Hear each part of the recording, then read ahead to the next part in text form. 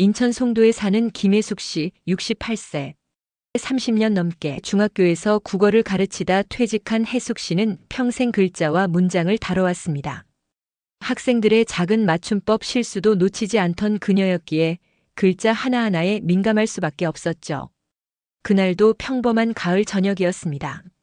10월의 선선한 바람이 거실 창문으로 스며들어 오던 오후 6시, 혜숙 씨의 휴대폰이 울렸습니다.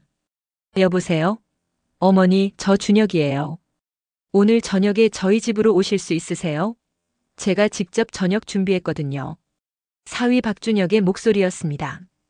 혜숙 씨는 순간 귀를 의심했습니다. 결혼한 지 3년 사위가 직접 밥을 차려준다고 초대한 것은 처음이었으니까요. 어머, 준혁이가? 무슨 일이라도. 아니에요, 그냥. 제대로 한번 대접해드리고 싶어서요. 장인어른도 모시고 오세요. 7시쯤 오시면 돼요. 전화를 끄는 혜숙 씨는 불안한 마음을 감출 수 없었습니다. 거실 소파에 앉아 계시던 남편 김철수 씨 70세에게 다가가 말했습니다. 여보, 준혁이가 우리 저녁 먹으러 오래요. 자기가 직접 차렸대요. 그래? 우리 사위가 요리도 하나? 철수 씨는 신문을 내려놓으며 의아한 표정을 지었습니다. 그게 뭔가 이상하지 않아요? 갑자기 왜 그러는 걸까요? 좋은 일인데 뭐가 이상해. 효자 사위잖아. 하지만 혜숙 씨의 불안은 쉽게 가라앉지 않았습니다. 사실 혜숙 씨는 딸 지은이의 결혼을 처음부터 반대했었습니다. 박준혁이라는 남자 37세의 작은 한식당을 운영하는 그를 사위로 받아들이기까지 많은 고민이 있었죠. 엄마, 준혁 오빠는 정말 좋은 사람이에요. 성실하고 착해요. 35세 딸 지은이는 간호사로 일하며 병원 근처 식당에서 준혁을 만났다고 했습니다. 근데 왜 이 나이까지 결혼을 안 한 거야? 뭔가 문제가 있는 거 아니야? 엄마, 요즘 시대에 그게 무슨 말이에요? 준혁 오빠는 사업에 집중하느라 결혼이 늦어진 거예요. 결국 딸의 고집을 꺾지 못하고 결혼을 허락했지만 혜숙 씨의 마음 한구석에는 항상 불안감이 자리 잡고 있었습니다. 저녁 6시 40분 혜숙 씨 부부는 사위가 사는 부평구 아파트로 향했습니다. 엘리베이터를 타고 14층에 도착하자 현관문이 활짝 열렸습니다. 어서 오세요, 어머니, 아버지.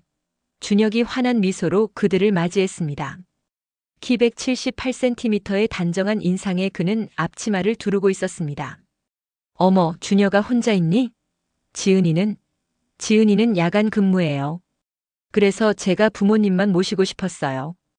혜숙 씨는 그 말에 더욱 이상한 느낌이 들었습니다. 왜 딸이 없을 때 자신들만 부른 걸까?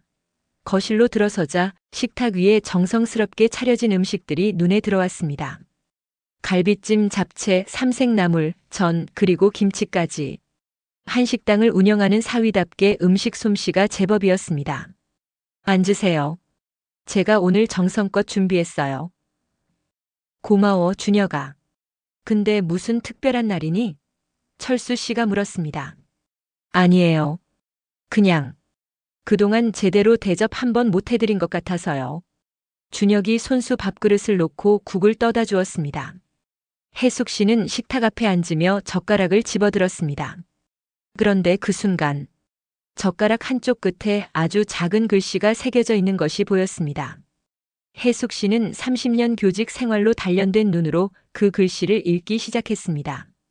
이것이 마지막. 혜숙 씨의 손이 미세하게 떨렸습니다. 뭐라고? 이것이 마지막? 이게 무슨 의미지?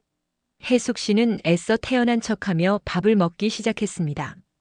하지만 그 글씨가 머릿속을 떠나지 않았습니다. 옆자리에 남편 철수 씨도 젓가락을 들었습니다. 그의 젓가락에도 뭔가 써 있는 것 같았지만 시력이 좋지 않은 철수 씨는 알아보지 못하는 눈치였습니다. 어머니, 입맛에 맞으세요? 준혁이 다정하게 물었습니다. 응, 맛있네. 혜숙 씨는 억지로 미소를 지으며 대답했지만 마음은 점점 무거워졌습니다. 이것이 마지막이라니. 무엇이 마지막이란 말인가? 혹시 딸과의 관계? 아니면 더 끔찍한 의미? 식사 내내 혜숙 씨는 사위의 표정과 행동을 유심히 관찰했습니다. 준혁은 평소보다 더 친절했고 더 세심하게 그들을 챙겼습니다. 오히려 그게 더 수상했습니다. 식사를 마치고 차를 마시는 동안 혜숙 씨는 화장실에 간다는 핑계로 자리를 떴습니다. 화장실로 가는 척하다가 안방 쪽을 슬쩍 들여다봤습니다.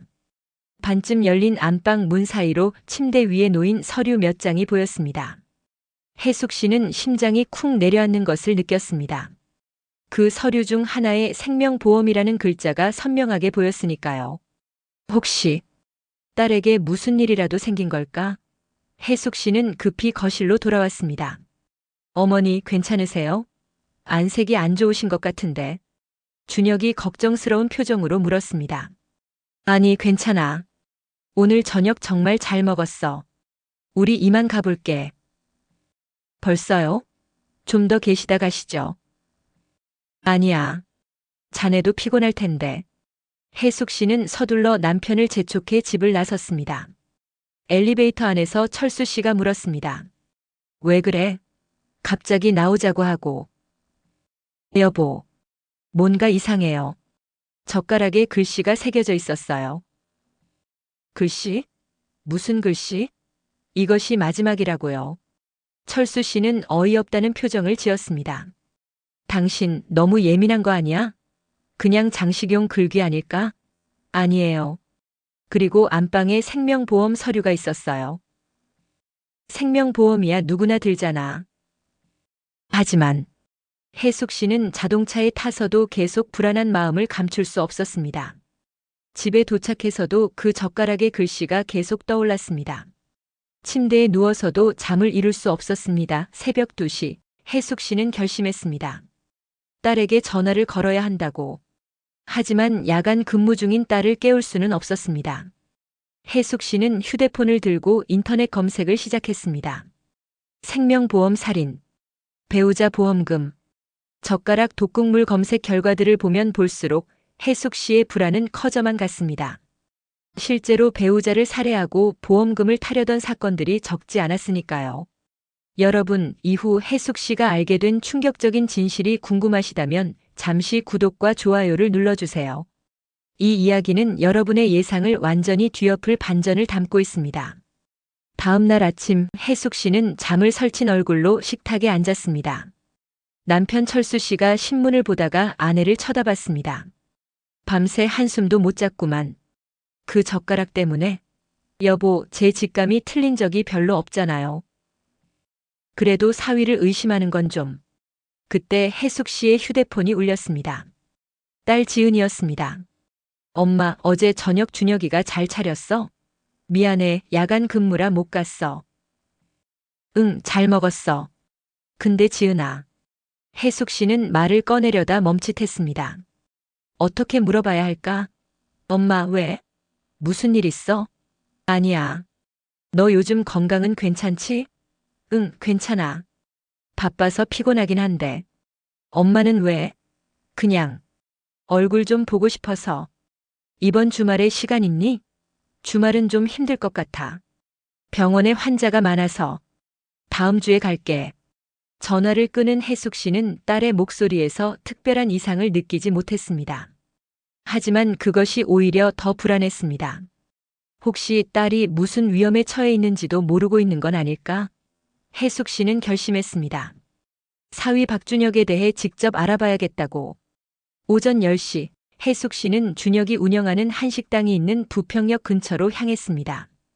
정성한 식당이라는 간판이 걸린 작은 식당이었습니다. 혜숙 씨는 식당 맞은편 카페에 앉아 식당을 관찰했습니다. 점심시간이 다가오자 손님들이 하나둘 들어오기 시작했습니다. 준혁은 홀에서 주문을 받고 주방에서 음식을 만들었습니다. 직원은 따로 없는 것 같았습니다. 겉으로 보기에는 평범한 식당 주인이었습니다. 그런데 오후 2시쯤 손님들이 다 빠지고 난 뒤 한 남자가 식당으로 들어왔습니다. 40대 중반쯤으로 보이는 그 남자는 양복을 입고 있었고 뭔가 날카로운 인상이었습니다. 준혁과 그 남자가 테이블에 마주 앉아 대화를 나누기 시작했습니다. 혜숙 씨는 카페 창문 너머로 그들의 모습을 지켜봤습니다. 대화하는 두 사람의 표정이 심각해 보였습니다. 준혁이 고개를 절레절레 흔들었고 양복 남자는 뭔가를 강하게 설득하는 듯 했습니다. 그러다가 양복 남자가 서류 봉투를 꺼내 테이블 위에 놓았습니다. 준혁은 그 봉투를 보더니 고개를 떨구었습니다. 약 30분간의 대화 끝에 양복 남자가 식당을 나섰습니다.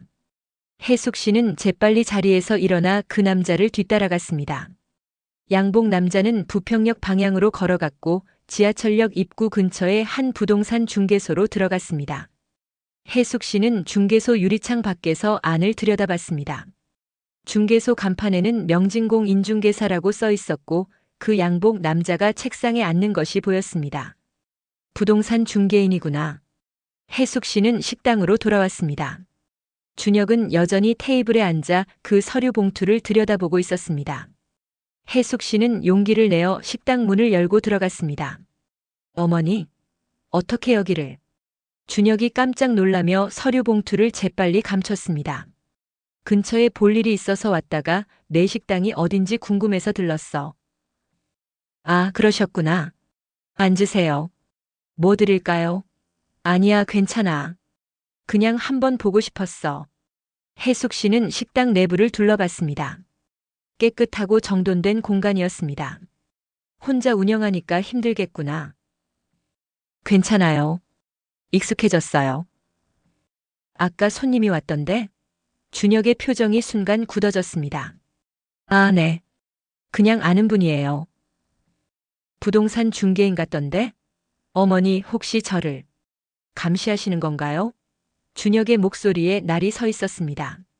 아니야, 오해하지 마. 그냥. 어머니는 처음부터 저를 못마땅하게 여기셨잖아요. 제가 뭘 잘못했습니까? 준혁아, 진정해. 난 단지 지은이를 사랑하는 게 죄예요? 제가 나이가 좀 많고 가진 게 이 식당밖에 없다고 해서 지은이를 제대로 못 챙긴다고 생각하시는 거예요? 준혁의 눈에 눈물이 맺혔습니다. 혜숙 씨는 당황했습니다. 아니야, 내가 그런 뜻으로. 어제도 제가 정성껏 음식 준비해서 어머님 모신 것도 마음에 안 드셨나 봐요. 일찍 가시더니. 준혁아, 이제 좀 인정해 주실 수 없나요? 제가 지은이를 정말 사랑한다는 것을요. 혜숙 씨는 할 말을 잃었습니다. 준혁의 진심 어린 목소리와 눈물을 보니 자신이 너무 과민 반응한 것 같다는 생각이 들었습니다. 미안해, 준혁아. 내가 좀 예민했나 봐. 혜숙 씨는 식당을 나와 집으로 돌아왔습니다. 하지만 마음이 편하지 않았습니다. 준혁의 반응이 진짜 억울함 때문인지 아니면 뭔가를 숨기기 위한 연기인지 확신할 수 없었으니까요. 그날 저녁 혜숙 씨는 남편과 함께 저녁을 먹으며 오늘 있었던 일을 이야기했습니다. 당신이 너무 심한 거 아니야? 사위가 얼마나 서운했겠어. 하지만 여보, 그 젓가락의 글씨는 뭐예요? 그리고 부동산 중개인과 만난 것도 수상하잖아요. 아마 식당 이전하려는 거 아닐까? 부동산 중개인을 만났다면. 그럼 왜 숨기죠? 아직 확정된 게 아니라서 그러겠지. 당신이 너무 의심이 많아. 철수 씨의 말에도 일리가 있었습니다. 혜숙 씨는 혼란스러웠습니다. 그날 밤 혜숙 씨는 또다시 잠을 이루지 못했습니다. 새벽 3시 결국 일어나 거실로 나왔습니다. 소파에 앉아. 어제 사위 집에서 본 그 젓가락을 떠올렸습니다. 이것이 마지막 도대체 무슨 의미일까? 혜숙 씨는 노트북을 켜고 인터넷 검색을 시작했습니다. 젓가락 긁기, 젓가락 각인, 맞춤 젓가락 검색 결과 요즘은 결혼 기념일이나 특별한 날을 위해 젓가락에 메시지를 새겨주는 서비스가 있다는 것을 알게 됐습니다. 혜숙 씨는 더 깊이 검색했습니다. 그러다가 한 기사를 발견했습니다. 부산에서 발생한 보험금 살인 사건. 범인은 아내에게 특별한 선물이라며 독이 묻은 젓가락을 건넸고 혜숙 씨는 심장이 쿵 내려앉는 것을 느꼈습니다. 설마 준혁이 그런 사람은 아니겠지? 하지만 의심은 눈덩이처럼 커져갔습니다. 혜숙 씨는 결심했습니다. 더 확실하게 알아봐야 한다고. 다음 날 혜숙 씨는 준혁의 과거를 조사하기 시작했습니다.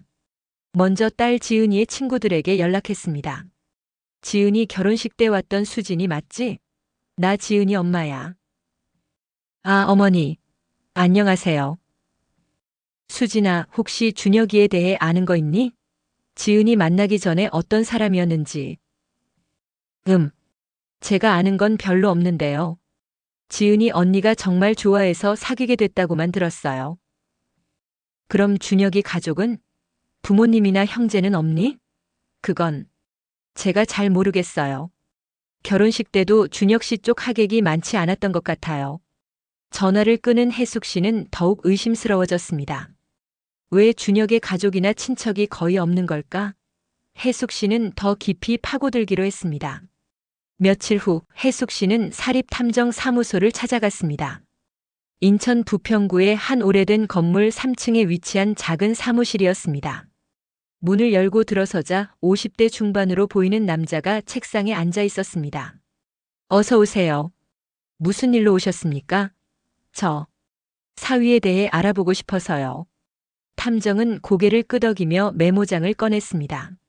사위분의 이름과 나이 그리고 현재 하시는 일을 말씀해 주시겠어요? 박준혁 37세, 부평역 근처에서 한식당을 운영합니다. 어떤 부분을 조사하길 원하시나요? 혜숙 씨는 잠시 망설이다가 입을 열었습니다. 과거 경력, 가족관계 그리고 혹시 범죄 기록 같은 것도 있는지 알고 싶어요. 탐정은 혜숙 씨를 물끄러미 바라봤습니다. 사위분에 대해 뭔가 의심스러운 점이 있으신가 봅니다. 네. 제 딸이 위험할 수도 있다는 생각이 들어서요. 알겠습니다. 일주일 정도 시간을 주시면 조사해드리겠습니다. 혜숙 씨는 비용을 지불하고 사무실을 나왔습니다. 집으로 돌아오는 길 혜숙 씨는 자신이 너무 심한 것은 아닌지 계속 고민했습니다. 하지만 딸의 안전이 걸린 문제였습니다. 조심해서 나쁠 것은 없었죠. 그날 밤 혜숙 씨는 딸 지은이에게 전화를 걸었습니다. 지은아, 요즘 준혁이랑은 잘 지내니? 응, 엄마. 왜? 그냥 궁금해서. 준혁이가 요즘 바쁜가? 응, 식당 일로 좀 피곤해하긴 해. 그런데 엄마 왜 자꾸 준혁이한테 관심이 많아? 뭔가 문제 있어? 아니야, 그냥. 사위가 괜찮은 사람인지 확인하고 싶어서. 엄마, 또 시작이야? 우리 결혼한 지 벌써 3년 됐어. 준혁이는 정말 좋은 사람이야. 알아. 미안해. 전화를 끊고 나서도 혜숙 씨의 마음은 편치 않았습니다. 일주일이 흘렀습니다. 탐정에게서 전화가 왔습니다. 조사가 끝났습니다. 사무실로 오시겠어요? 혜숙 씨는 서둘러 탐정 사무소로 향했습니다.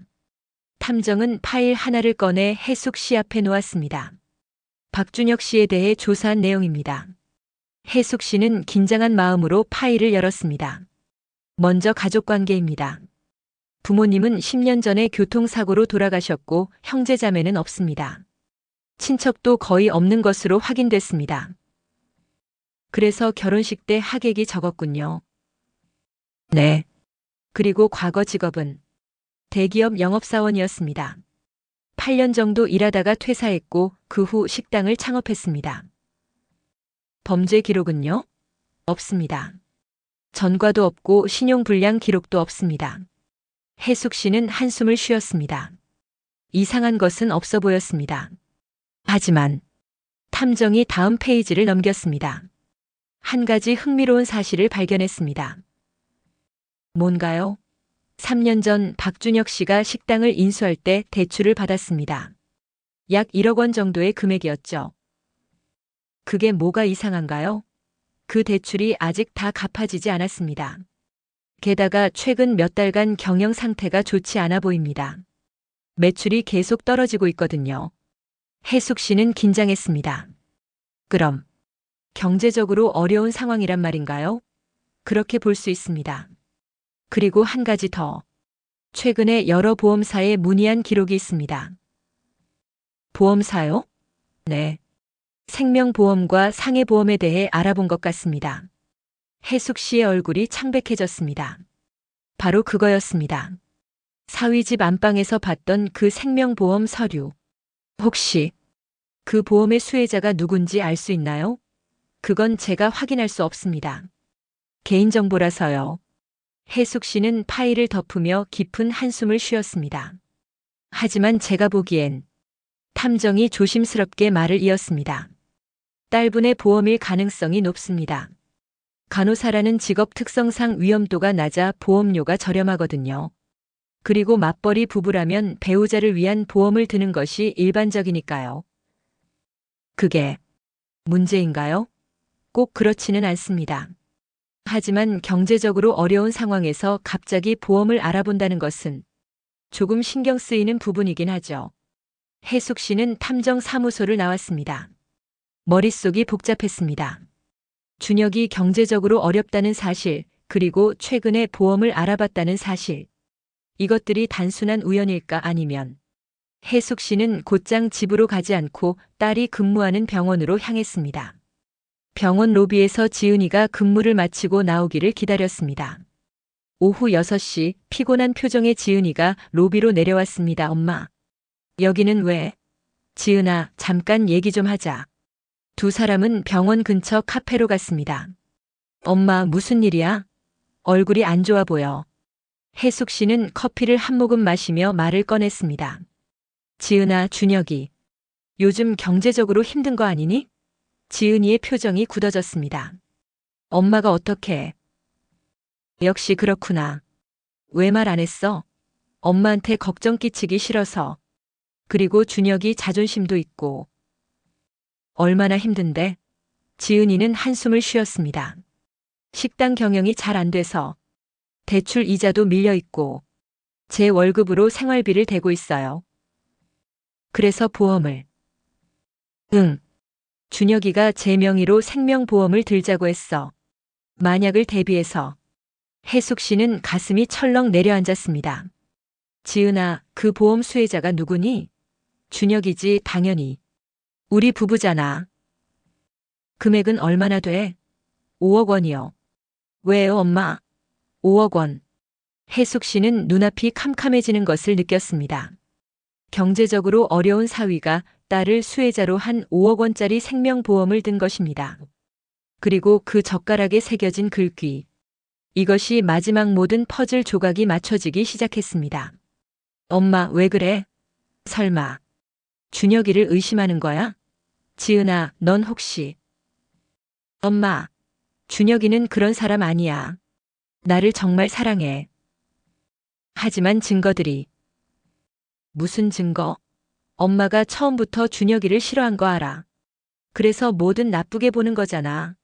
지은이가 화를 내며 일어섰습니다. 지은아, 잠깐만. 더 이상 준혁이 욕하지 마세요. 전 갈게요. 지은이는 카페를 나가버렸습니다. 혜숙 씨는 자리에 앉아 눈물을 흘렸습니다. 딸을 지키고 싶은데 딸은 자신을 믿지 않았습니다. 그날 밤 혜숙 씨는 남편 철수 씨와 심각한 대화를 나눴습니다. 여보, 이건 정말 심각한 상황이에요. 5억 원짜리 보험이라니. 하지만 그게 범죄의 증거는 아니잖아. 부부가 서로를 위해 보험 드는 건 당연한 거고. 하지만 그 젓가락의 글씨는요? 이것이 마지막이라니 이게 무슨 의미예요? 철수 씨는 한참을 생각하다가 입을 열었습니다. 당신 그 젓가락 아직 기억나? 물론이죠. 정확히 뭐라고 써 있었어? 혜숙 씨는 눈을 감고 그날을 떠올렸습니다.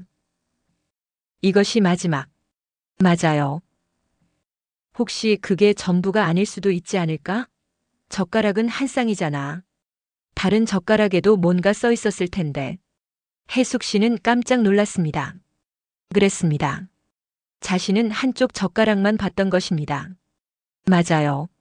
다른 젓가락도 확인해야 해요. 하지만 어떻게? 준혁이 집에 다시 갈 수는 없잖아.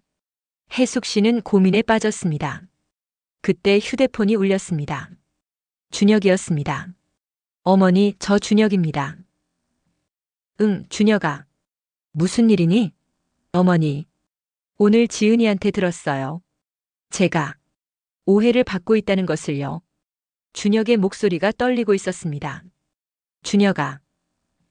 어머니, 제발 한 번만 제 이야기를 들어주시겠어요? 내일 저희 집으로 오실 수 있으세요? 혜숙 씨는 잠시 망설였습니다. 아버님도 함께 오세요. 제가 모든 걸 설명드리고 싶습니다. 알았어. 내일 몇 시에 가면 되니? 오후 3시쯤 오세요. 지은이는 근무 중이니까 저희끼리 조용히 얘기할 수 있어요. 전화를 끊은 혜숙 씨는 남편을 쳐다봤습니다. 여보, 내일 같이 가요. 진실을 확인해야 해요. 다음 날 오후 3시 혜숙 씨 부부는 다시 준혁의 집을 찾았습니다. 문을 연 준혁의 얼굴은 초췌해 보였습니다. 들어오세요.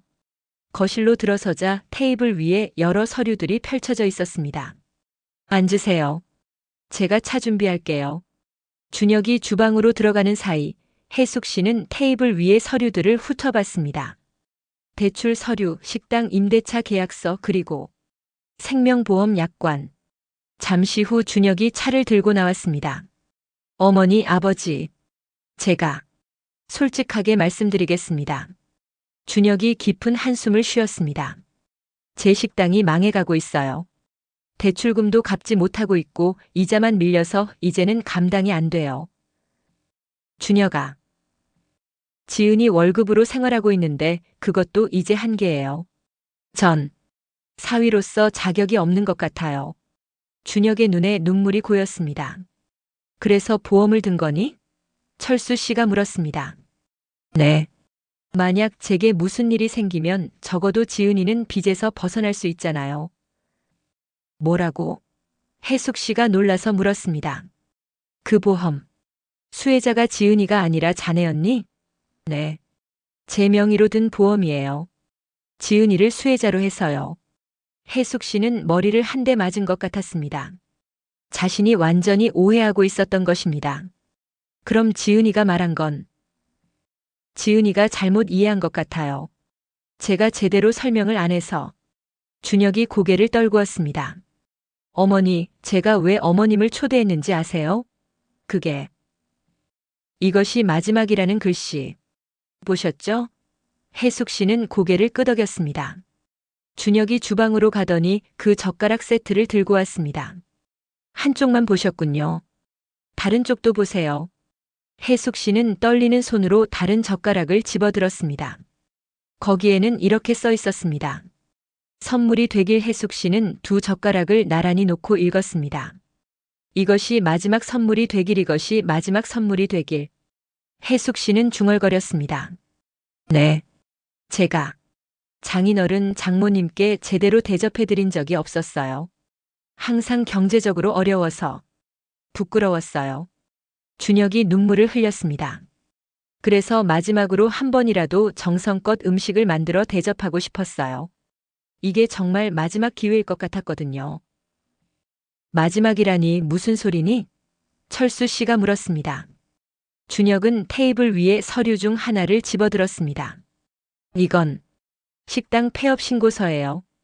다음 달이면 식당을 닫아야 해요. 그럼 자네는 고향으로 내려가려고 해요. 전주에 고등학교 동창이 농장을 하는데 거기서 일할 수 있대요. 지은이도 전주 병원으로 옮기기로 했고요. 혜숙 씨는 모든 것이 이해되기 시작했습니다. 부동산 중개인을 만난 것도 준혁에게 서류를 건네준 것도 모두 식당을 정리하기 위한 것이었던 겁니다. 준혁아, 미안해. 내가 오해를. 아니에요, 어머니. 제가 제대로 설명을 안 드려서. 그리고 사실은 준혁이 잠시 말을 멈췄습니다. 제가 어머니께 인정받고 싶었어요. 좋은 사위라고, 지은이를 행복하게 해줄 수 있는 사람이라고. 그래서 그날 저녁을 준비한 거예요. 준혁아. 하지만 전 실패한 사위예요. 돈도 못 벌고 빚만 지고 지은이한테 고생만 시키고. 그렇지 않아. 철수 씨가 입을 열었습니다. 자네는 지은이를 사랑하잖아. 그게 가장 중요한 거야. 하지만 돈은 다시 벌면 돼. 중요한 건 진심이야. 자네의 진심은 충분히 느껴져. 혜숙 씨도 고개를 끄덕였습니다. 미안해, 준혁아. 내가 자네를 너무 의심했어. 아니에요. 어머니가 지은이를 걱정하시는 마음 이해해요. 준혁이 눈물을 닦았습니다. 세 사람은 한동안 말없이 앉아 있었습니다. 그런데 그때 현관문이 열리는 소리가 들렸습니다. 준혁아, 나 일찍 끝났어. 지은이의 목소리였습니다. 거실로 들어온 지은이는 부모님을 보고 깜짝 놀랐습니다. 엄마, 아빠? 여기는 왜? 지은아, 우리 얘기 좀 했어. 혜숙 씨가 말했습니다. 지은이는 준혁을 쳐다봤습니다. 뭐라고 하셨어? 다 얘기했어. 식당 정리하는 것도 전주로 가는 것도. 지은이의 눈에 눈물이 고였습니다. 엄마. 미안해, 지은아. 엄마가 준혁이를 오해했어. 혜숙 씨가 일어나 딸을 껴안았습니다. 엄마도 이제야 알았어. 준혁이가 얼마나 자네를 사랑하는지. 그날 저녁 네 사람은 함께 식사를 했습니다. 준혁이 다시 한번 정성껏 음식을 준비했고 이번에는 모두가 편안한 마음으로 식사를 즐겼습니다. 준혁아, 전주는 언제 내려가기로 했니? 철수 씨가 물었습니다. 다음 달 초쯤 생각하고 있어요. 식당 정리하고 이사 준비하면 그 정도 걸릴 것 같아요. 그럼 우리도 도와줘야지. 짐도 많을 텐데. 고맙습니다, 아버님. 식사를 마치고 차를 마시며 이야기를 나누는데 준혁의 휴대폰이 울렸습니다. 잠깐만요. 준혁이 전화를 받으러 베란다로 나갔습니다. 잠시 후 돌아온 준혁의 얼굴이 창백했습니다. 무슨 일이야? 지은이가 걱정스럽게 물었습니다. 대출 회사에서 연락 왔어. 이번 주까지 연체된 이자를 갚지 않으면 법적 조치를 취한다고. 얼마나 밀렸는데? 3개월치. 약 450만 원이요. 혜숙 씨와 철수 씨는 서로를 쳐다봤습니다. 우리가 도와주마. 철수 씨가 말했습니다. 아니에요, 아버님. 이미 충분히 폐를 끼쳤어요. 무슨 소리야? 가족인데. 하지만 준혁아, 사위도 아들이야. 어려울 때 돕는 게 당연한 거지. 준혁의 눈에 다시 눈물이 고였습니다. 고맙습니다. 정말 고맙습니다. 다음 날 혜숙 씨 부부는 은행에서 돈을 찾아 준혁에게 전달했습니다. 이걸로 이자 갚고 전주 가서 자리 잡을 때까지 생활비로 쓰렴. 어머님, 어떻게 갚아야 할지. 갚지 않아도 돼. 우리 딸 행복하게 해주면 그걸로 충분해. 준혁은 감사의 인사를 거듭했습니다. 그렇게 일주일이 흘렀습니다. 준혁은 식당 정리를 시작했고 지은이는 전주 병원으로의 이직을 준비했습니다. 모든 것이 순조롭게 진행되는 것 같았습니다. 그런데 어느 날 저녁 혜숙 씨는 이상한 전화를 받았습니다. 여보세요? 김혜숙 씨 맞으십니까? 네, 그런데 누구시죠? 저는 인천 남동경찰서 형사 윤재호라고 합니다. 혜숙 씨는 심장이 철렁했습니다. 경찰서요? 무슨 일이십니까? 혹시 박준혁 씨를 아십니까? 네, 제 사위인데요. 그렇군요. 사실 박준혁 씨와 관련된 사건을 조사하고 있습니다. 사건이요? 네. 혹시 시간 되시면 경찰서로 한번 오실 수 있으십니까? 혜숙 씨는 당황했습니다. 무슨 사건인데요? 전화로 말씀드리기는 곤란하고요. 직접 뵙고 말씀드리겠습니다. 전화를 끊은 혜숙 씨는 남편에게 급히 알렸습니다. 여보, 경찰서에서 연락 왔어요. 준혁이와 관련된 사건을 조사한다고. 뭐? 무슨 사건? 그건 전화로 못 알려준대요. 우리 보고 경찰서로 오래요. 두 사람은 서둘러 인천 남동경찰서로 향했습니다. 형사과 사무실에서 윤재호 형사를 만났습니다. 40대 초반으로 보이는 그는 날카로운 눈빛을 가지고 있었습니다. 오시느라 수고하셨습니다. 앉으세요. 형사님, 대체 무슨 일입니까? 우리 사위가 무슨 잘못이라도. 박준혁 씨가 현재 운영하는 식당, 정성한 식당 아시죠? 네, 알고 있습니다. 그 식당에서 한 달 전쯤 식중독 사고가 있었습니다. 식중독이요? 혜숙 씨는 깜짝 놀랐습니다. 네. 한 손님이 식사 후 심한 복통과 구토를 호소했고 병원에 입원했습니다. 그래서요? 그런데 조사 결과 그 손님의 증상이 단순 식중독이 아닌 것으로 나타났습니다. 그게 무슨? 독극물 중독 의심이 있습니다. 혜숙 씨는 눈앞이 캄캄해지는 것을 느꼈습니다. 독극물? 형사님, 그게 사실입니까? 철수 씨가 다급하게 물었습니다. 아직 확정된 것은 아닙니다. 하지만 피해자의 혈액 검사에서 이상한 물질이 검출됐고 현재 정밀 분석 중입니다. 준혁이가 설마 일부러 그런 건 아니겠죠? 그것을 확인하기 위해 조사하고 있습니다. 혹시 박준혁 씨가 최근에 이상한 행동을 하거나 특이한 물건을 구입한 적이 있습니까? 혜숙 씨는 머릿속이 복잡했습니다. 그 젓가락에 새겨진 글씨. 이것이 마지막 설마 자신의 첫 번째 직감이 맞았던 걸까? 형사님, 그 피해자는 지금 어떻습니까? 다행히 생명에는 지장이 없습니다. 하지만 여전히 입원 중이고요. 피해자가 누군지 알 수 있습니까? 성함은 강민수 씨, 45세 남성입니다. 혜숙 씨는 그 이름을 들어본 적이 없었습니다. 저희는 그분을 모르는데요. 그렇군요. 혹시 따님 박준혁 씨의 아내분께 여쭤볼 수 있을까요? 지은이요? 지은이는 이 사실을 알고 있나요? 아직 모르실 겁니다. 저희가 조용히 조사하고 있거든요. 혜숙 씨는 불안했습니다. 만약 준혁이 정말로 독극물을 사용했다면, 그리고 그 다음 목표가 지은이라면, 형사님, 제 딸이 위험한 건 아닌가요? 그건 아직 판단하기 어렵습니다. 하지만 만약을 위해 조심하시는 게 좋을 것 같습니다. 경찰서를 나온 혜숙 씨 부부는 심각한 표정이었습니다. 여보, 이거 큰일인데요. 일단 지은이한테 알려야 하나? 하지만 경찰에서는 조용히 하라고 했잖아요. 그래도 딸의 안전이 우선이야. 두 사람은 고민 끝에 딸에게 전화를 걸기로 했습니다. 지은아, 지금 어디니? 병원이에요. 왜요, 엄마? 지금 당장 나올 수 있니? 급한 일이야. 무슨 일인데요? 전화로 말하기 곤란해. 빨리 나와. 30분 후 지은이는 부모님이 있는 카페로 왔습니다. 무슨 일이에요? 왜 이렇게 급하게? 혜숙 씨는 경찰서에서 들은 이야기를 딸에게 전부 말했습니다. 지은이의 얼굴이 점점 창백해졌습니다. 그게 사실이에요?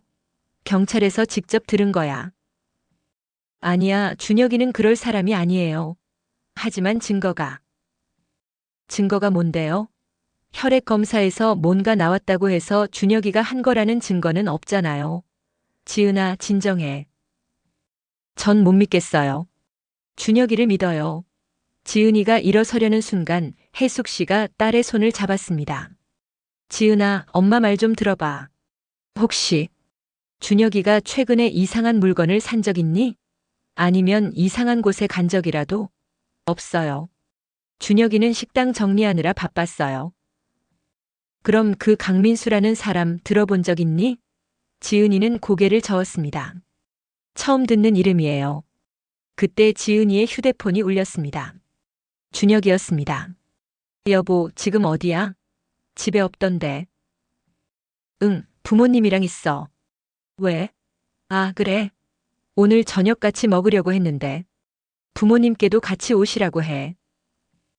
응, 알았어. 전화를 끊은 지은이는 부모를 쳐다봤습니다.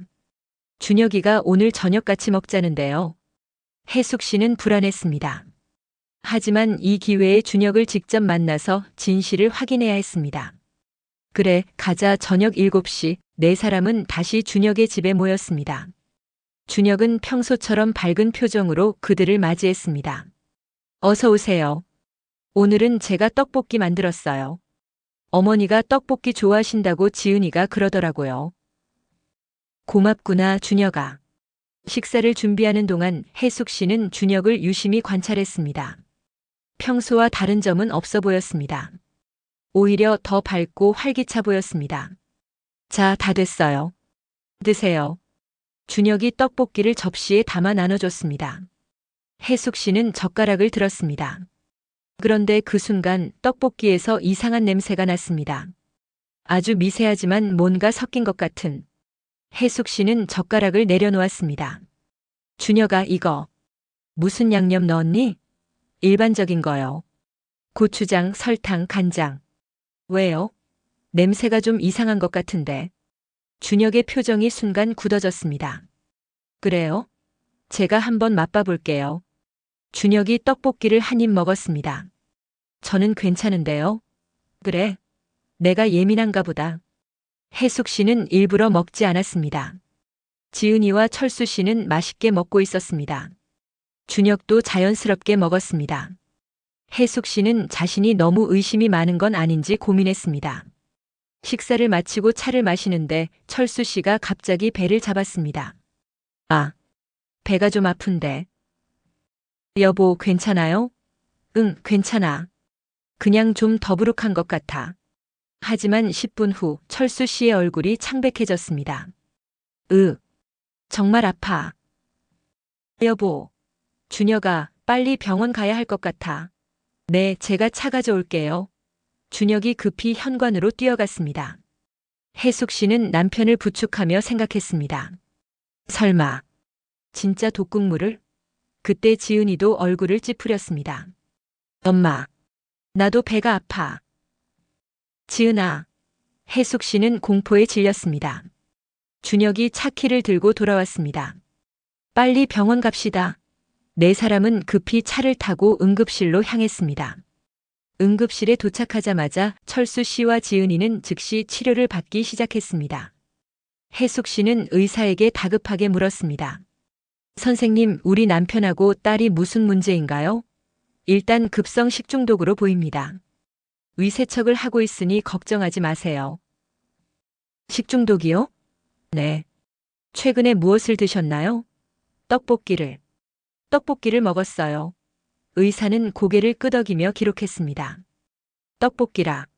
아마 상한 재료를 사용했거나 조리 과정에서 문제가 있었을 가능성이 높습니다. 혜숙 씨는 준혁을 쳐다봤습니다.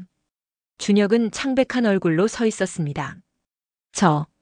저는 정말 신선한 재료만 사용했어요. 어떻게 이런 일이? 준혁아, 자네도 똑같은 걸 먹었는데 왜 괜찮니? 혜숙 씨가 날카롭게 물었습니다. 그게, 저도 모르겠어요. 정말 모르겠어? 어머니, 설마 제가 일부러. 그럼 어떻게 설명할 거니? 자네만 멀쩡하고 다른 사람들은 다 아픈데. 저는 정말. 그때 간호사가 다가왔습니다. 보호자분, 환자분들 상태가 안정됐습니다. 혜숙 씨는 급히 남편이 있는 병실로 갔습니다. 철수 씨는 침대에 누워 링거를 맞고 있었습니다. 여보, 괜찮아요? 응. 좀 나아졌어. 옆 침대에는 지은이가 누워 있었습니다. 엄마. 지은아, 괜찮니? 응. 그런데 준혁이는? 밖에 있어. 지은이는 눈물을 흘렸습니다. 엄마, 준혁이가. 정말 그런 건 아니겠죠? 혜숙 씨는 대답할 수 없었습니다. 모든 증거가 준혁을 가리키고 있었으니까요. 밖에서 준혁이 병실로 들어왔습니다. 지은아. 오빠. 미안해, 정말 미안해. 내가 제대로 확인을 안 해서. 괜찮아. 오빠 잘못이 아니야. 하지만 혜숙 씨는 믿을 수 없었습니다. 병실을 나와 복도에서 윤재호 형사에게 전화를 걸었습니다. 형사님, 저 김혜숙입니다. 네, 무슨 일이십니까? 저희 남편하고 딸이 지금 응급실에 입원했어요. 준혁이가 만든 음식을 먹고요. 뭐라고요? 혜숙 씨는 상황을 자세히 설명했습니다. 알겠습니다. 제가 지금 병원으로 가겠습니다. 그리고 혹시 남은 음식이 있다면 절대 버리지 마세요. 30분 후 윤재호 형사가 병원에 도착했습니다. 형사는 준혁과 따로 이야기를 나누었습니다. 박준혁 씨, 오늘 사용한 재료들은 어디서 구입했습니까? 시장에서요. 오늘 오전에 샀어요. 영수증 있습니까? 네, 있어요. 준혁이 지갑에서 영수증을 꺼냈습니다. 그리고 조리할 때 특별히 다른 양념이나 재료를 추가하지 않았습니까? 아니요, 평소처럼 만들었어요. 그럼 왜 박준혁 씨만 괜찮은 겁니까? 저도 정말 모르겠어요. 형사는 준혁의 집으로 가서 남은 떡볶이와 사용한 양념들을 수거했습니다. 이것들을 국과수에 보내서 분석하겠습니다. 결과가 나오면 연락드리겠습니다. 며칠 후 철수 씨와 지은이는 퇴원했습니다.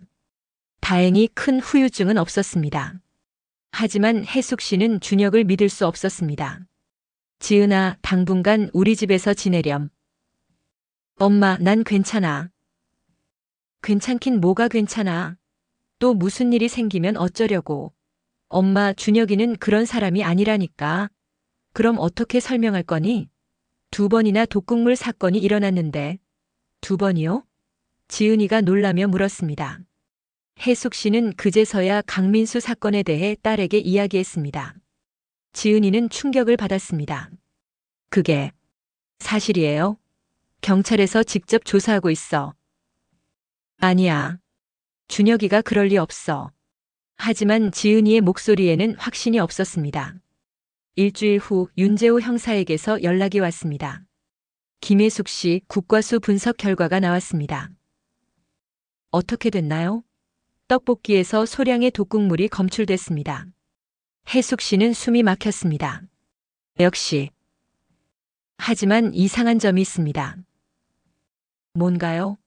그 독극물의 종류가 강민수 씨 사건과 같습니다. 같다고요?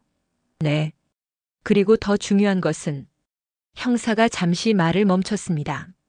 그 독극물이 떡볶이 재료가 아니라 그릇에서 검출됐습니다. 그릇이요? 네. 정확히는 그릇의 유약 성분에 문제가 있었던 것 같습니다. 혜숙 씨는 이해가 되지 않았습니다. 그게 무슨 의미죠? 아마도 누군가 일부러 독극물이 묻은 그릇을 사용하게 한 것 같습니다. 누군가라니. 준혁이 말고 다른 사람이요? 그 가능성을 조사하고 있습니다.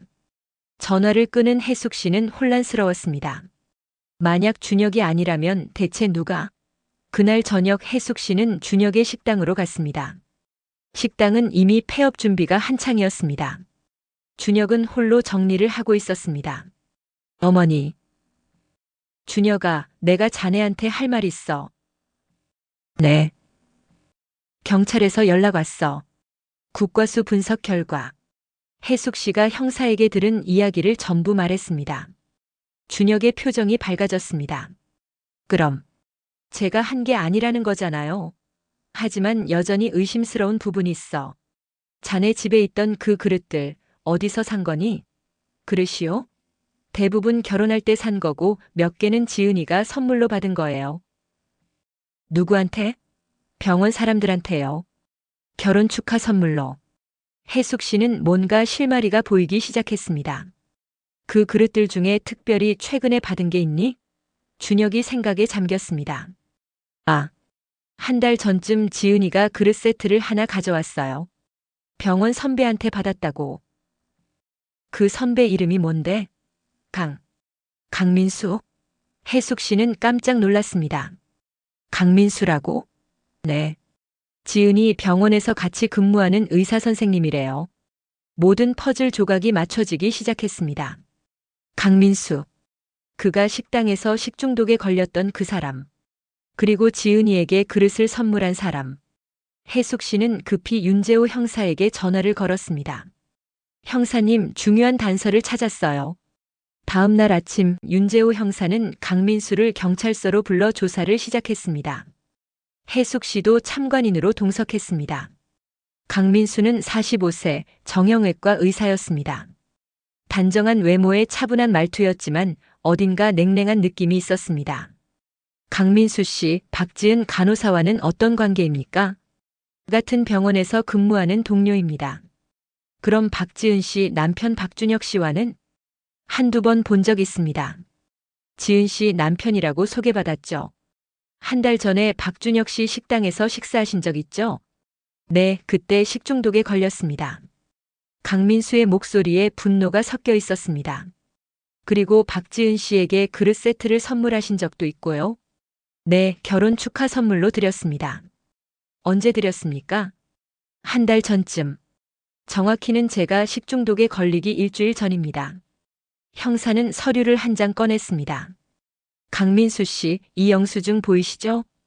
영수증에는 도자기 공방 마이너스 그릇 세트라고 써 있었습니다. 이게 박지은 씨에게 선물한 그 그릇 세트 맞습니까? 네, 맞습니다. 그런데 이상한 점이 있네요. 이 영수증 날짜가 3개월 전입니다. 그게 미리 사두었다가 나중에 드린 겁니다. 왜 3개월이나 보관하고 계셨죠? 강민수의 표정이 굳어졌습니다. 특별한 이유는 없습니다. 정말 그렇습니까? 형사가 다른 서류를 꺼냈습니다. 강민수 씨, 당신은 5년 전에 이혼하셨죠? 네. 그게 이 사건과 무슨 관계가 있습니까? 이혼 사유가 뭐였습니까? 강민수는 입을 다물었습니다. 대답해 주시겠습니까? 제 아내가 다른 남자와 바람을 폈습니다. 그 남자가 누구였죠? 모릅니다. 정말 모르십니까? 형사가 사진 한 장을 테이블 위에 놓았습니다. 그 사진에는 젊은 시절의 준혁과 한 여자가 함께 찍혀 있었습니다. 이 사진 아시겠습니까? 강민수의 얼굴이 창백해졌습니다. 이 사진은 어디서? 박준혁 씨의 옛 직장 동료에게서 받았습니다. 10년 전 회사 워크숍 때 찍은 사진이라고 하더군요. 사진 속 여자는 강민수의 전 부인이었습니다. 강민수 씨, 당신은 박준혁 씨를 알고 있었던 겁니다. 강민수는 고개를 떨구었습니다. 네. 처음부터 계획한 거죠? 박준혁 씨에게 복수하기 위해. 당신은 박준혁 씨와 전 부인의 관계를 알고 그를 범죄자로 만들려고 했습니다. 먼저 자신이 그의 식당에서 독국물을 먹은 것처럼 꾸몄고 그 다음에는 독국물이 묻은 그릇을 박지은 씨에게 선물해서 가족들이 중독되도록 만들었습니다. 해숙 씨는 충격을 받았습니다. 이 모든 것이 복수극이었던 것입니다. 하지만 어떻게 자신을 독국물에 중독시킬 수 있었죠? 형사가 물었습니다. 의사라면 가능합니다. 생명에 지장이 없는 선에서 소량의 독국물을 복용하고 식당에서 식사한 것처럼 꾸미면 되니까요. 강민수는 아무 말도 하지 않았습니다. 강민수 씨, 당신의 계획은 거의 성공할 뻔했습니다. 박준혁 씨는 2번이나 독국물 사건의 용의자가 됐고 가족들과의 관계도 악화됐죠. 하지만 당신이 한 가지 실수를 했습니다. 뭐죠? 그릇에 유약에 독국물을 묻힐 때 너무 정교하게 했습니다.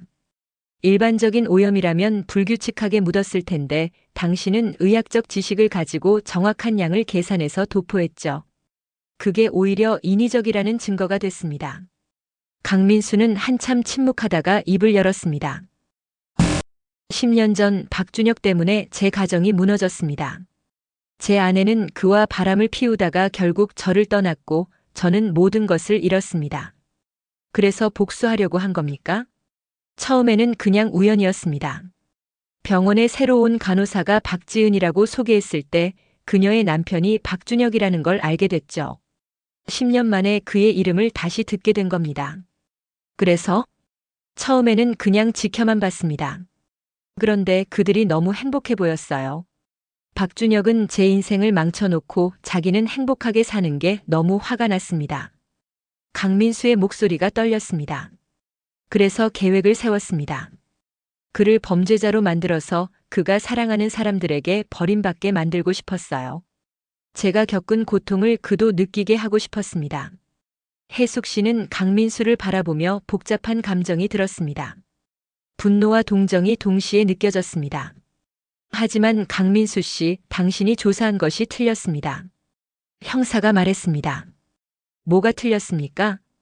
박준혁 씨와 당신 전 부인의 관계 말입니다. 우리가 확인한 결과 그들은 단지 회사 동료였을 뿐입니다. 당신 전 부인이 바람을 핀 상대는 다른 사람이었습니다. 뭐라고요? 당신 전 부인은 박준혁 씨가 아니라 같은 팀의 다른 남자와 불륜 관계였습니다. 박준혁 씨는 그저 워크숍에서 단체 사진을 찍었을 뿐입니다. 강민수는 망연자실했습니다. 그럴 리가. 저는 분명히 당신이 착각한 겁니다. 복수의 대상을 잘못 선택한 거죠. 강민수는 머리를 감싸쥐었습니다. 제가 무슨 짓을 한 겁니까? 형사는 강민수를 체포했습니다. 살인 미수와 허위 신고 혐의였습니다. 해숙 씨는 경찰서를 나와 준혁에게 전화를 걸었습니다. 준혁아, 모든 게 밝혀졌어. 자네는 무죄야. 전화기 너머로 준혁의 울음소리가 들렸습니다. 어머니, 고맙습니다. 정말 고맙습니다. 해숙 씨도 눈물을 흘렸습니다. 자신이 사위를 의심했던 것이 너무 미안했습니다. 그날 저녁 가족들은 모두 모여 식사를 했습니다. 이번에는 혜숙 씨가 직접 음식을 준비했습니다. 어머니, 제가 도와드릴게요. 아니야, 오늘은 내가 할게. 미안한 마음을 조금이라도 표현하고 싶어서. 식사를 하며 철수 씨가 입을 열었습니다. 준혁아, 이번 일로 정말 고생 많았구나. 아닙니다, 아버님. 오히려 제가 어머님께 의심을 받을 만한 상황을 만들어서 죄송합니다. 준혁이 고개를 숙였습니다. 아니야, 내가 자네를 너무 몰아붙였어. 정말 미안해. 혜숙 씨가 진심으로 사과했습니다. 어머니, 저도 이해해요. 어머니는 지은이를 지키려고 하신 거잖아요. 그게 부모의 마음이죠. 지은이가 준혁의 손을 잡았습니다. 엄마, 이제 준혁이 믿어주실 거죠? 그럼 당연하지. 이제 진짜 우리 사위로 인정할게. 혜숙 씨가 미소를 지었습니다. 고맙습니다, 어머니. 식사를 마치고 준혁이 조심스럽게 말을 꺼냈습니다. 어머니, 아버님. 사실 제가 드릴 말씀이 하나 더 있습니다. 뭔데, 준혁아? 전주로 가는 것 취소하려고 합니다. 뭐라고? 지은이가 놀라며 물었습니다. 이번 일을 겪으면서 생각을 많이 했어요. 제가 도망치듯 내려가는 게 맞는 건지. 하지만 식당은 이미 폐업 준비를 다시 시작하려고 합니다. 처음부터. 준혁의 눈빛이 단호했습니다. 어떻게? 대출금은 천천히 갚아나가면 됩니다. 아버님, 어머님이 도와주신 돈으로 당장 급한 건 해결했으니까요. 하지만 경영이 잘 안 됐잖니. 제가 방법을 잘못 선택한 것 같아요. 혼자 모든 걸 하려고 하니까 무리였던 거죠. 이제는 직원도 고용하고 메뉴도 다시 개발해서 제대로 된 식당을 만들고 싶습니다. 철수 씨가 고개를 끄덕였습니다. 그래, 그게 맞아. 도망가는 게 답은 아니지. 네, 그리고 제가 요리를 정말 좋아하거든요. 포기하고 싶지 않아요. 좋아, 우리가 응원할게. 혜숙 씨가 따뜻하게 말했습니다. 고맙습니다. 이번에는 꼭 성공해서 지은이를 행복하게 해줄게요. 지은이가 눈물을 글썽이며 준혁을 안았습니다. 오빠, 고마워. 그날 밤 혜숙 씨는 집으로 돌아오는 차 안에서 남편에게 말했습니다. 여보, 제가 너무 의심이 많았던 것 같아요. 당신이 엄마니까 그럴 수 있지. 딸을 지키고 싶은 마음이었잖아. 하지만 준혁이한테 너무 미안해요. 얼마나 힘들었을까. 이제라도 오해가 풀렸으니 다행이야. 그리고 당신 덕분에 진실이 밝혀진 거기도 하고. 무슨 소리예요? 당신이 계속 의심하고 조사한 덕분에 강민수의 음모가 드러난 거잖아. 만약 당신이 그냥 넘어갔다면 준혁이는 계속 의심받으며 살았을 거야. 혜숙 씨는 그 말에 조금 위안이 됐습니다. 하지만 여전히 마음 한구석이 무거웠습니다. 며칠 후 혜숙 씨는 강민수가 수감된 구치소를 찾아갔습니다. 면회실에서 강민수를 만났습니다. 초췌해진 모습의 강민수는 혜숙 씨를 보자 고개를 숙였습니다. 죄송합니다.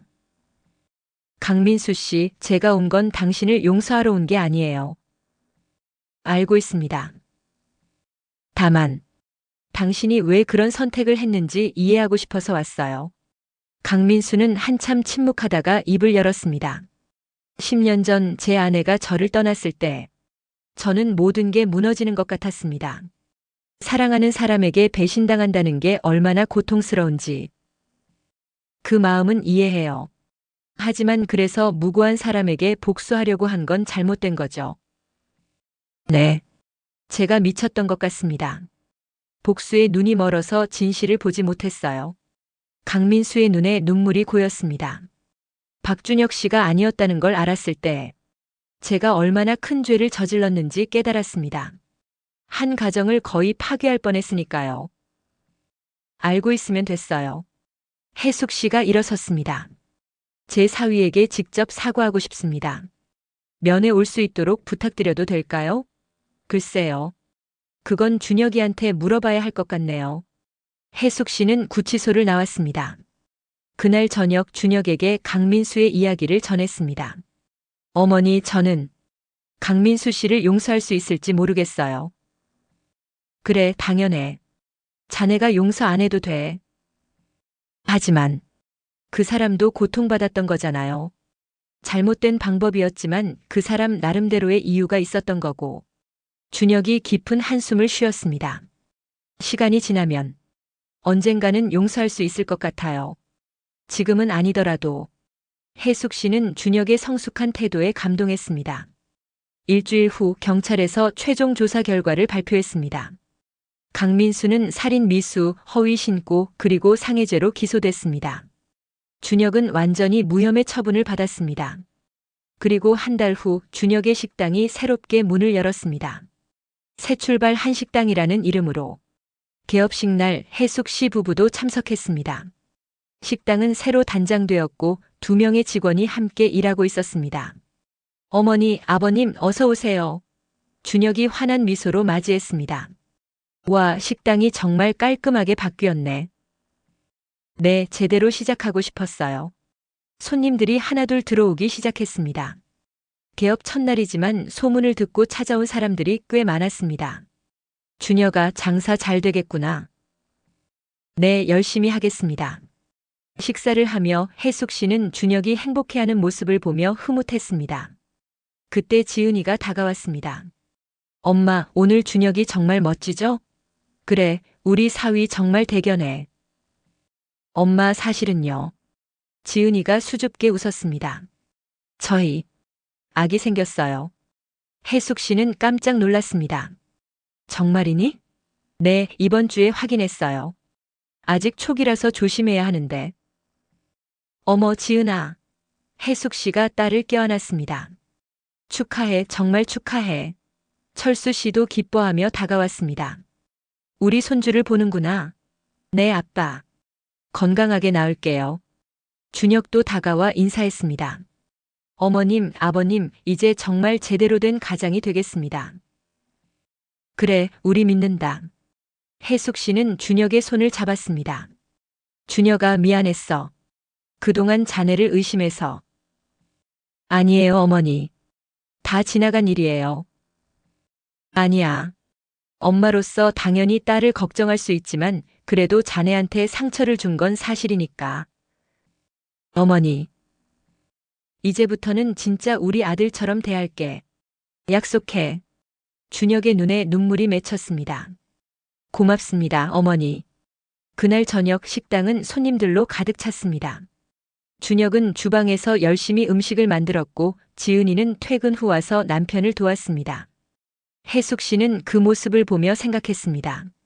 자신이 사위를 의심했던 그 시간들. 젓가락에 새겨진 이것이 마지막이라는 글씨. 그것은 준혁의 마지막 선물이 아니라 새로운 시작의 표시였던 것입니다. 6개월이 흘렀습니다. 준혁의 식당은 입소문을 타고 인기 맛집이 되었습니다. 정성스러운 음식과 친절한 서비스 덕분에 단골 손님들이 늘어났고 경영도 안정되기 시작했습니다. 대출 이자도 꼬박꼬박 갚아나가고 있었습니다. 그리고 지은이의 배는 점점 불러왔습니다. 임신 7개월, 이제 곧 새 생명이 태어날 예정이었습니다. 어느 봄날 오후 혜숙 씨는 딸의 집을 방문했습니다. 출산을 앞두고 딸을 돕기 위해서였죠. 엄마 왔어? 배가 많이 나온 지은이가 문을 열어줬습니다. 그래, 힘들지는 않니? 괜찮아요. 준혁이가 잘 챙겨줘서. 준혁이는? 식당에 있어요. 요즘 정말 바빠요. 손님이 너무 많아서. 혜숙 씨는 딸과 함께 거실에 앉았습니다. 지은아, 행복하니? 네, 엄마. 정말 행복해요. 다행이다. 엄마가 처음에 너무 반대해서 미안했어. 괜찮아요. 엄마가 저를 걱정하신 거잖아요. 지은이가 엄마의 손을 잡았습니다. 그래도 지금 생각하면 준혁이를 만난 건 제 인생 최고의 행운이에요. 그래, 준혁이는 정말 좋은 사람이야. 처음 만났을 때부터 느꼈어요.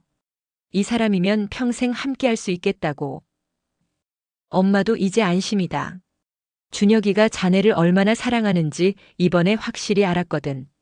혜숙 씨는 그날의 일들을 떠올렸습니다. 사위를 의심했던 자신. 하지만 그 의심이 오히려 진실을 밝히는 계기가 됐죠. 엄마, 강민수 씨. 어떻게 됐어요? 재판에서 징역 3년을 선고받았어. 집행유예는 없이. 그렇구나. 자업자득이지. 하지만 그 사람도 불쌍한 사람이긴 해. 준혁이는 그 사람 용서했대요. 정말? 네. 지난주에 구치소에 면회 갔다 왔어요. 직접 만나서 용서한다고 말했대요. 혜숙 씨는 감동했습니다. 준혁이가 정말 대단한 사람이구나. 네. 저도 처음에는 반대했어요. 그 사람 때문에 우리가 얼마나 고생했는데 라고 생각했거든요. 하지만 준혁이가 그러더라고요. 미움을 품고 사는 것보다 용서하고 앞으로 나아가는 게 더 행복하다고. 현명한 선택이야. 그때 현관문이 열리는 소리가 들렸습니다. 다녀왔습니다. 준혁의 목소리였습니다. 어머니 오셨어요? 오늘 특별히 만든 음식 가져왔어요. 준혁이 음식 용기를 들고 들어왔습니다. 어머, 뭔데? 어머니가 좋아하시는 갈비찜이요. 새로운 레시피로 만들어 봤어요. 고마워, 준혁아. 세 사람은 함께 식사를 했습니다. 준혁아, 요즘 식당은 어때? 정말 바빠요. 직원을 한 명 더 고용하려고 알아보는 중이에요. 그래? 잘 되는구나. 네, 다 어머님 덕분입니다. 그때 도와주시지 않았으면 지금의 제가 없었을 거예요. 아니야, 자네가 열심히 한 거지. 아니에요. 어머님이 믿어주시고 응원해주신 덕분이에요. 준혁이 진심 어린 표정으로 말했습니다. 식사를 마치고 준혁이 서랍에서 뭔가를 꺼냈습니다. 어머니, 이거 보세요. 그것은 바로 그 젓가락이었습니다. 이것이 마지막 선물이 되기리라고 새겨진 젓가락. 이 젓가락, 아직 가지고 있었구나. 네. 이제는 좋은 의미로 간직하려고요. 무슨 의미? 이것이 마지막 선물이 되길. 이 말이 사실은 제 다짐이었어요. 준혁이 젓가락을 들여다보며 말했습니다. 실패한 사위로서 드리는 마지막 선물이 아니라 새로운 시작을 위한 다짐이었던 거죠. 이제부터는 제대로 된 사위가 되겠다는. 혜숙 씨는 눈물이 났습니다. 준혁아. 그리고 정말로 새로운 시작이 됐어요. 어머님이 저를 의심하시고 그 덕분에 강민수의 음모가 밝혀지고 결국 저는 무죄를 입증받았죠. 그리고 다시 식당을 시작할 수 있었고요. 그렇게 생각하는구나. 네. 힘든 시간이었지만 그 시간이 없었다면 지금의 행복도 없었을 거예요. 지은이가 남편의 손을 잡았습니다. 오빠 고마워. 항상 긍정적으로 생각해줘서. 우리는 가족이잖아. 가족은 어떤 어려움도 함께 이겨내는 거지. 혜숙 씨는 이 젊은 부부를 보며 많은 것을 배웠습니다. 의심과 불신보다는 믿음과 사랑이 중요하다는 것. 그리고 실수를 했다면 인정하고 용서를 구하는 것이 중요하다는 것. 며칠 후 혜숙 씨는 남편과 함께 산책을 나갔습니다. 송도의 센트럴파크를 걸으며 이야기를 나눴습니다. 여보, 제가 이번 일을 겪으면서 많이 배웠어요. 뭘 배웠는데? 사람을 너무 쉽게 판단하면 안 된다는 거요.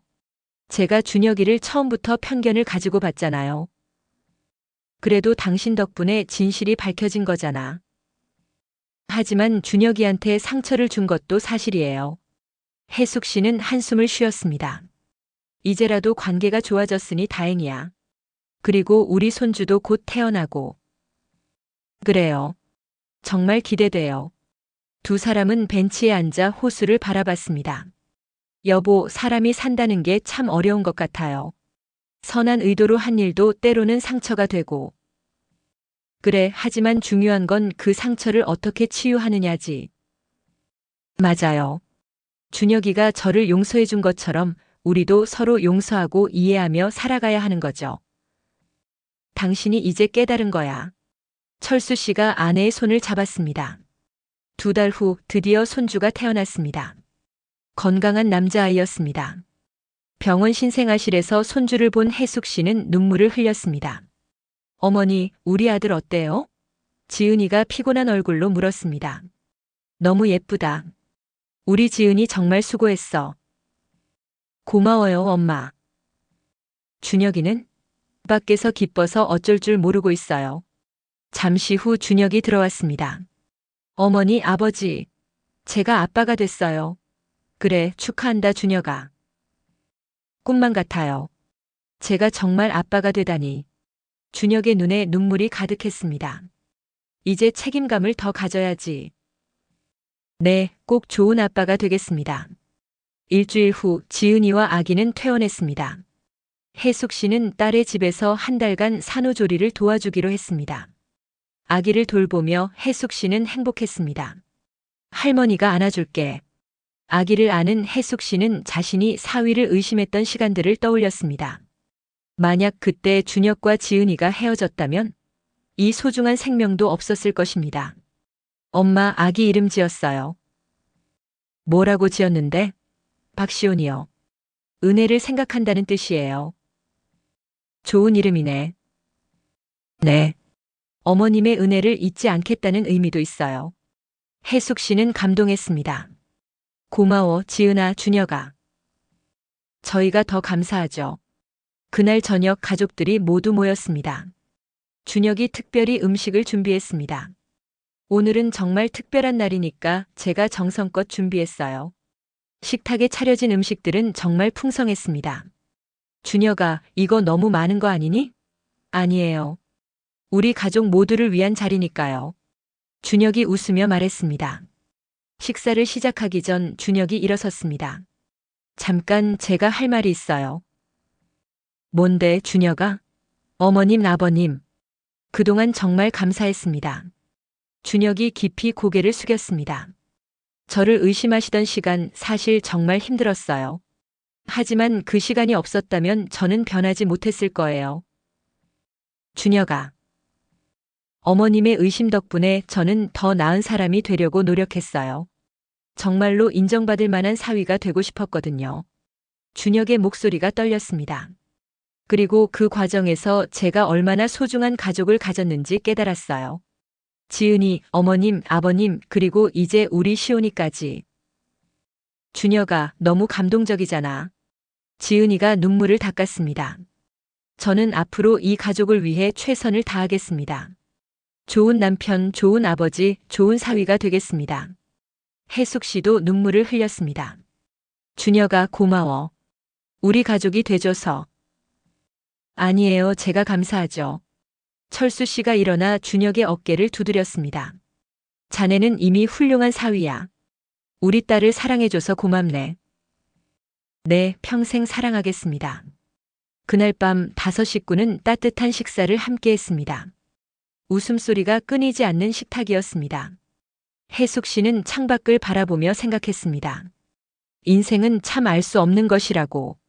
젓가락에 새겨진 작은 글씨 하나가 이렇게 큰 파장을 일으킬 줄 누가 알았겠습니까? 하지만 그 작은 사건이 결국 가족을 더 단단하게 만들어줬습니다. 의심과 오해를 넘어서 이해와 사랑으로. 한 달 후 혜숙 씨는 자신의 집으로 돌아갔습니다. 지은이는 이제 혼자서도 아기를 잘 돌볼 수 있었고 준혁도 많이 도와주고 있었습니다. 집으로 돌아온 혜숙 씨는 남편과 함께 저녁을 먹으며 말했습니다. 여보, 우리 참 복받았어요. 그래, 좋은 딸, 좋은 사위, 그리고 손주까지. 처음에는 준혁이를 반대했는데 지금 생각하면 부끄러워요. 사람이 완벽할 순 없지. 중요한 건 실수를 인정하고 고치는 거야. 맞아요. 혜숙 씨는 커피를 한 모금 마셨습니다. 그런데 여보, 제가 이번 일로 하나 깨달은 게 있어요. 뭔데? 작은 것에도 의미가 있다는 거요. 이것이 마지막이라는 글씨, 저는 처음에 나쁜 의미로만 생각했잖아요. 그랬지. 하지만 그게 사실은 새로운 시작을 의미하는 거였어요. 관점을 어떻게 보느냐에 따라 의미가 달라지는 거죠. 맞는 말이야. 앞으로는 모든 것을 좀 더 긍정적으로 보려고 해요. 그리고 사람들을 쉽게 판단하지 않고 이해하려고 노력할 거예요. 철수 씨가 아내의 손을 잡았습니다. 당신이 그렇게 생각한다니 다행이야. 우리 나이에도 배우고 성장할 수 있다는 게 감사한 일이지. 그래요. 인생은 배움의 연속인 것 같아요. 그날 밤 혜숙 씨는 일기를 썼습니다. 오늘 손주 시온이가 한 달이 됐다. 얼마나 귀엽고 사랑스러운지 모른다. 준혁이가 아기를 안고 있는 모습을 보니 정말 좋은 아빠가 될 것 같다. 내가 준혁이를 의심했던 그 시간들을 생각하면 아직도 미안하다. 하지만 그 시간이 있었기에 우리 가족은 더 강해졌다. 서로를 이해하고 용서하고 사랑하는 법을 배웠다. 젓가락에 새겨진 이것이 마지막 선물이 되기리라는 문구. 그것은 끝이 아니라 시작이었다. 새로운 관계의 시작, 새로운 이해의 시작, 새로운 사랑의 시작. 나는 이제 안다. 가족의 의미를. 그리고 진정한 사랑의 의미를. 돈이 많고 적고가 중요한 게 아니다. 어떤 어려움이 와도 함께 이겨낼 수 있는 마음, 서로를 위해 희생할 수 있는 마음, 그것이 진정한 가족이다. 준혁이는 좋은 사위이고 좋은 남편이고 좋은 아버지다. 그리고 무엇보다 좋은 사람이다. 내가 잘못 판단한 것을 인정하고 사과하고 관계를 회복할 수 있어서 감사하다. 앞으로 남은 인생 가족들과 행복하게 살고 싶다. 손주 시온이가 자라는 모습을 보며 지은이와 준혁이가 행복한 가정을 꾸려가는 모습을 보며 나도 행복하게 살 것이다. 이것이 마지막이 아니다. 이것은 새로운 시작이다. 일기를 다 쓴 혜숙 씨는 노트를 덮으며 미소 지었습니다. 창밖으로 보름달이 환하게 빛나고 있었습니다. 새로운 시작을 축복하는 것처럼. 2년 후, 준혁의 식당은 인천에서 손꼽히는 맛집이 됐습니다. 지점도 하나 내서 이제는 2개의 식당을 운영하고 있었죠. 대출금도 모두 갚았고 경제적으로 안정됐습니다. 지은이는 병원에서 수간호사로 승진했고 시온이는 건강하게 자라고 있었습니다. 그리고 지은이는 둘째를 임신했습니다. 혜숙 씨는 거의 매일 손주를 보러 딸의 집에 갔습니다. 할머니, 시온이가 뛰어와 안겼습니다. 어머, 우리 시온이. 할머니 보고 싶었어? 응. 할머니랑 놀고 싶어. 그래, 할머니랑 놀자. 거실에서 시온이와 놀고 있는데 준혁이 들어왔습니다. 어머니 오셨어요? 그래, 준혁아. 오늘 장사는 잘 됐니? 네, 오늘도 대박이었어요. 예약이 꽉 찼어요. 잘 됐네. 정말 대견해. 다 어머님 덕분이에요. 준혁이 주방으로 가서 뭔가를 가져왔습니다. 어머니, 이거 드세요. 그것은 떡 한 상자였습니다. 이게 뭐니? 오늘이 제가 식당 문 다시 연 지 2주년 되는 날이에요. 그래서 떡을 만들었어요. 어머, 벌써 2년이나 됐구나. 네. 그동안 정말 많은 일이 있었죠. 준혁이 웃으며 말했습니다. 힘든 시간도 있었지만 결국 이렇게 행복하게 됐잖아요. 그래, 고생 많았어. 아니에요. 그 시간이 있었기에 지금이 더 소중한 거죠. 혜숙 씨는 준혁을 보며 흐뭇했습니다. 이 청년이 자신의 사위라는 게 자랑스러웠습니다. 그날 저녁 온 가족이 모여 2주년 기념 식사를 했습니다. 준혁이 특별히 준비한 음식들이 식탁을 가득 채웠습니다. 자, 건배합시다. 철수 씨가 잔을 들었습니다. 준혁이의 성공과 우리 가족의 행복을 위해 건배. 모두가 잔을 부딪혔습니다. 식사를 하며 준혁이 말했습니다. 어머님, 혹시 그 젓가락 기억하세요? 응? 아, 그 젓가락? 네. 이것이 마지막 선물이 되기리라고 새겨진 거요. 물론 기억하지. 저 그거 아직도 소중히 간직하고 있어요. 제 인생의 전환점이 된 물건이거든요. 그래? 네. 가끔 그 젓가락을 보면서 그때를 떠올려요. 얼마나 힘들었는지 그리고 얼마나 많은 것을 배웠는지. 준혁이 지은이의 손을 잡았습니다. 그리고 제가 얼마나 축복받은 사람인지도요. 준혁아. 어머님이 저를 의심하셨을 때 사실 정말 억울했어요. 하지만 지금 생각하면 그게 오히려 좋았던 것 같아요. 무슨 말이니? 그 덕분에 제가 진짜 인정받을 만한 사람이 되려고 더 노력했거든요. 그리고 강민수 씨의 음모도 밝혀지고 결국 모든 게 잘 풀렸잖아요. 혜숙 씨는 눈물이 났습니다. 준혁아, 고마워. 그렇게 생각해줘서. 아니에요, 제가 감사하죠. 어머님이 저를 믿어주시고 응원해주셔서. 가족들은 모두 감동했습니다. 시온이가 물었습니다. 할머니, 왜 울어? 아니야, 시온아. 할머니는 행복해서 우는 거야. 행복하면 왜 울어? 어른들은 가끔 너무 행복해서 눈물이 나기도 해. 그럼 나도 행복해. 시온이가 웃으며 말했습니다. 모두가 웃었습니다. 식사를 마치고 혜숙 씨는 남편과 함께 집으로 돌아갔습니다. 차 안에서 남편에게 말했습니다. 여보, 우리 정말 복 받았어요. 그래, 이렇게 행복할 수가 있나 싶어. 처음에는 반대했던 결혼이 이렇게 축복이 될 줄 누가 알았겠어요. 사람 일은 알 수 없는 거지. 맞아요. 그래서 쉽게 판단하면 안 되는 거예요. 혜숙 씨는 창밖을 바라봤습니다. 제가 만약 계속 준혁이를 반대했다면 지금 이 행복도 없었겠죠? 그랬을 거야. 다행이에요. 제가 마음을 열었다는 게 당신이 변한 거야. 더 지혜로워진 거지. 철수 씨가 아내의 손을 잡았습니다. 우리 함께 더 오래 살면서 손주들 크는 거 보자. 그럼요. 꼭 그러고 말고요. 혜숙 씨는 행복한 미소를 지었습니다. 세월은 빠르게 흘렀습니다. 시온이는 초등학교에 입학했고 동생 서연이도 유치원에 다니고 있었습니다. 준혁의 식당은 이제 3개의 지점을 운영하는 프랜차이즈가 됐습니다. 지은이는 병원 간호부장이 됐고 여전히 바쁘지만 행복한 나날을 보내고 있었습니다. 혜숙 씨와 철수 씨는 건강하게 나이를 먹어가고 있었습니다. 어느 가을날 온 가족이 모여 혜숙 씨의 칠순 잔치를 열었습니다. 준혁이 특별히 음식을 준비했고 친척들과 친구들이 모두 모였습니다. 어머니 축하드립니다. 준혁이 꽃다발을 건넸습니다. 고마워, 준혁아. 어머니 덕분에 제가 여기까지 올 수 있었어요. 정말 감사드립니다.